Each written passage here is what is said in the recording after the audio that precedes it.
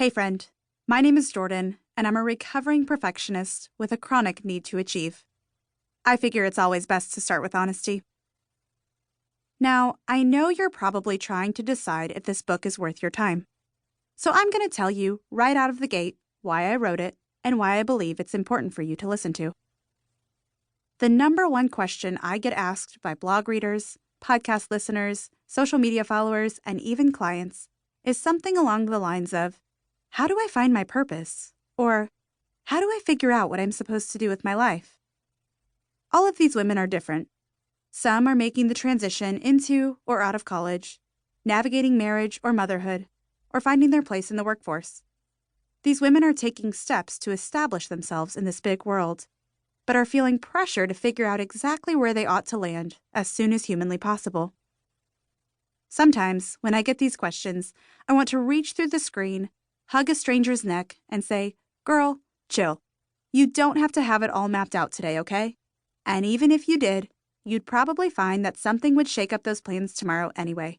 Take a breath." Unfortunately, the reach through the screen feature hasn't been created yet, so this book is my best attempt.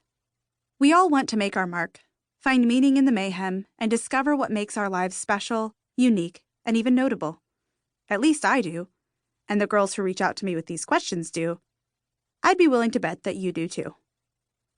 Now, I want to take it a step further and ask you a question. Do you ever feel pressure to find your purpose? To find the reason you're on this earth and what it is that makes your life count? Of course you do. It seems everywhere I look, everybody is telling us to go after our dreams or find our purpose. That's great and inspirational, but what about those of us who don't quite have our dreams, aspirations, and plans perfectly figured out? You know what I'm talking about, don't you? In today's culture, there is so much pressure to figure out our future or get started on our dream. Even stepping into a Sunday sermon, you'll hear all about how you need to find your calling. Yet those of us who haven't quite nailed these things begin to feel like a failure. It seems we should have figured this out by the time we finished school, if not before. I've honestly found this pressure and entire perspective on purpose to be a bit dangerous because it implies that our purpose is something we have to search for, find, and grab hold of, whether it's a job, a title, a degree, or business. I'm afraid we've shrunk purpose down to what we do on the outside rather than who we are on the inside. Does it include what we do? Definitely. However, I often wonder whether we've boiled it down to just that, and as a result, get stuck in our own heads when we don't know what to do next. I mean, what about those of us with multiple passions, various ideas, or unfigured-out dreams? Quite honestly, half my dreams change from Sunday to Tuesday in a given week.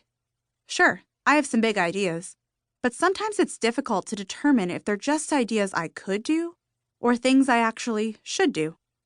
Perhaps you relate to this feeling.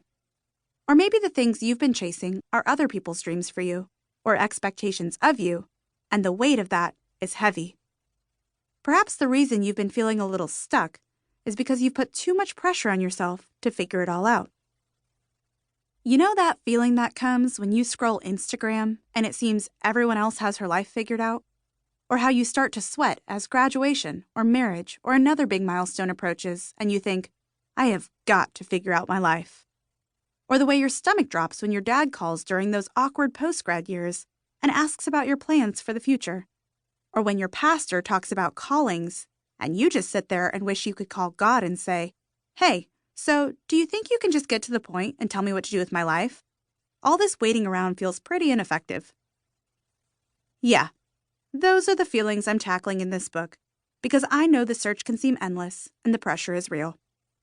While I don't know what you're facing today, I do know that the pressure to prove ourselves can cause us to expend a lot of time and energy looking for, but perhaps not actually fulfilling our purpose. In fact, when I began to examine the pressure I felt to find my purpose, I discovered something. Maybe my purpose isn't actually something I need to find. Maybe I've been sitting on it all along, but have been so distracted by the pressure to prove that I've been looking at it all wrong. When we're always under pressure to find something that isn't actually lost, believing we must find it outside ourselves, or when we're distracted with running around trying to prove we are enough, we cannot accomplish what we're meant to do. Know why? Because the pressure to prove and true purpose cannot coexist. As I looked more closely at my own life, I found a toxic trio made up of insecurities, expectations, and the pressure to prove. When I gave too much power to the toxic trio, I allowed these three things to create mental roadblocks or barriers that held me back and got me off track from what really matters. Some of these mindsets I get stuck in include imposter syndrome, disappointment, shame, comparison, perfectionism, and distraction. When I operate from these places, I don't love like I should. I don't notice the divine moments God invites me into. I don't work well, but rather just work hard. The list goes on. I hold myself back. I'm the culprit here. Yes, I, not someone else's expectations of me and not a lack of knowledge, resources, or qualifications, hold myself back from living a purposeful life. In other words, it's usually my mindset, not my skill set, that holds me back.